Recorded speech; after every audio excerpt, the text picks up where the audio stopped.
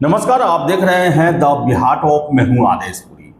देश के एक सबसे विवादित लोक सेवा आयोग में शुमार झारखंड लोक सेवा आयोग जेपीएससी, वहां पर कल सीआईडी और राज्य पुलिस के द्वारा ताबड़तोड़ छापेमारी की गई। दफ्तर में सीआईडी की टीम घुसी और पूरे दफ्तर को खंगाला जा रहा है। और बताएं आपको हम कि 8 लोग हिरासत में लिए गए हैं, जो कि जेपीएससी में अधिकारी हैं या फिर जेपीएससी के कार्यों से जुड़े हुए हैं। मामला जो है भ्रष्टाचार का है, गड़बड़ी का है, सेटिंग गेटिंग का है। और आपको बता दें कि जेपीएससी के लिए ये कोई पहली बार नहीं है। जेपीएससी के कई सिविल सेवा परीक्षाओं पर आज तक सीबीआई की जांच हो रही है और हर एक एग्जाम के बाद व्यापक स्तर पर गड़बड़ी की बातें निकल के सामने आती हैं। ऐसे ऐसे कारनामे जेपीएससी के सामने आते हैं जिसे सुन के काफ़ी हैरत होता है। और आपको बता दें कि अभी वर्तमान समय में एपीओ फिर से जो सिविल सेवा है उन सभी का परीक्षा हुआ और व्यापक स्तर पर गड़बड़ी के जो है वो मामले मिले। और बताएं कि राज्य सरकार ने कड़ा रुख अपनाया है और 8 जगहों पर आपको बता दें कि परीक्षा का संचालन जिन कंपनी के हाथों दिया गया था उसके भी 8 ठिकानों पर छापेमारी की गई है। उप परीक्षा नियंत्रक को भी जो है वो सरकार पुलिस के द्वारा हिरासत में लिया गया है, एफआईआर दर्ज कराया गया। आप देख सकते हैं आज रांची के सभी समाचार पत्रों की सुर्खी जो है यही बना हुआ है। देख सकते हैं लिखा हुआ है कि भर्ती परीक्षा में गड़बड़ी पर कार्रवाई, जेपीएससी ऑफिस पर सीआईडी की छापेमारी, देर रात तक पूछताछ जारी। जेपीएससी की उप परीक्षा नियंत्रक सहित 8 हिरासत में, चेयरमैन ने इस्तीफा दिया। इसमें दिया गया है कि झारखंड लोक सेवा आयोग की नियुक्ति परीक्षाओं में गड़बड़ी को लेकर मंगलवार को सीआईडी और राज्य पुलिस ने जेपीएससी ऑफिस सहित 8 जगह छापेमारी की।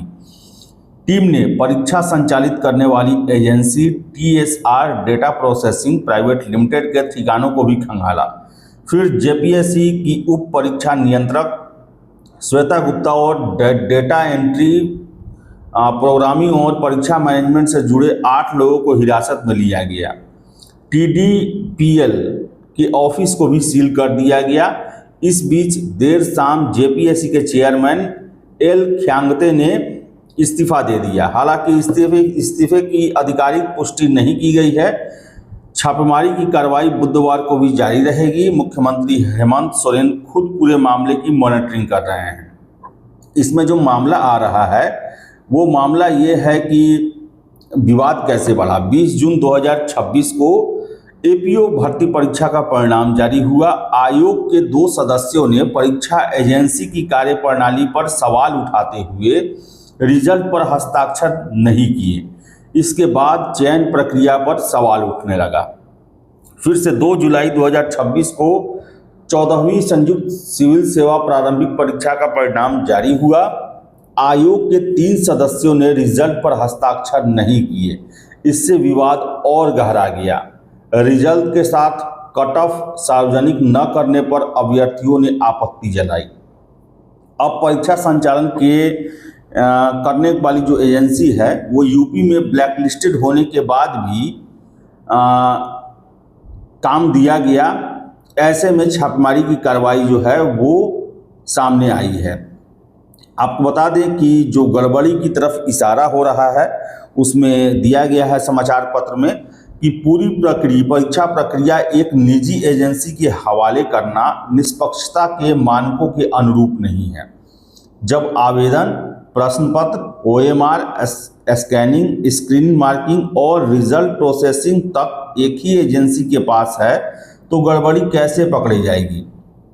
तीसरा है कि एजेंसी यूपी में ब्लैकलिस्टेड थी। क्या एजेंसी के चयन से पहले उसके पूर्व रिकॉर्ड विवादों का सत्यापन किया गया था। चौथा है पहले अलग अलग एजेंसियों के माध्यम से सुरक्षा और गोपनीयता सुनिश्चित की जाती थी। अब व्यवस्था क्यों बदला गया कि सारा चीज़ जो है वो एक ही व्यक्ति के हाथों में दे दिया गया। इसके साथ साथ बता दें कि दो दो परीक्षा नियंत्रक की तैनाती की गई और दोनों से अधिकार छीन लिए गए और उप परीक्षा नियंत्रक जो है श्वेता गुप्ता, उनको सारा जो है वो प्रभार जो है इसका दे दिया गया। उनका ट्रांसफ़र भी हुआ, बावजूद इसके उनसे ये काम अभी तक कराई जा रही थी। और इसमें यह भी दिया गया है कि भर्ती एजेंसी अपने पास ही OMR शीट रखती थी। शिकायत में कहा गया कि परीक्षा के बाद OMR शीट और उत्तर पुस्तिकाएं कई महीनों तक भर्ती एजेंसी अपने पास रखती थी, जबकि पहले स्कैनिंग के तुरंत बाद OMR सील को सीलबंद कर स्ट्रांग रूम में सुरक्षित रखा जाता था। रिकॉर्ड लंबे समय तक एजेंसी के पास रहने से उसकी सुरक्षा, गोपनीयता और विश्वसनीयता पर सवाल उठते थे। फिर से सबसे महत्वपूर्ण है कि ऑन स्क्रीन मार्किंग पर भी सवाल उठाया गया है। शिकायत में कहा गया है कि लिखित परीक्षा का मूल्यांकन ऑन स्क्रीन मार्किंग प्रणाली से होता है। अगर सिस्टम पर पर्याप्त निगरानी न हो तो डेटा में अंकों में बदलाव और डिजिटल रिकॉर्ड में छेड़छाड़ की आशंका से इनकार नहीं किया जा सकता। इसलिए server, database, log profile, user access और अन्य डिजिटल रिकॉर्ड का स्वतंत्र डिजिटल फॉरेंसिक ऑडिट कराने की ज़रूरत है।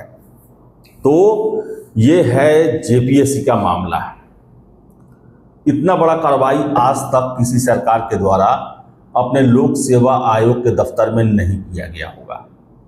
और जेपीएससी का इतिहास रहा है, कोई भी परीक्षा या कोई भी कार्यप्रणाली पूर्व के कई अध्यक्षों के द्वारा छात्रों को ये कहा गया है कि आप जेपीएससी से न्याय की उम्मीद न करें।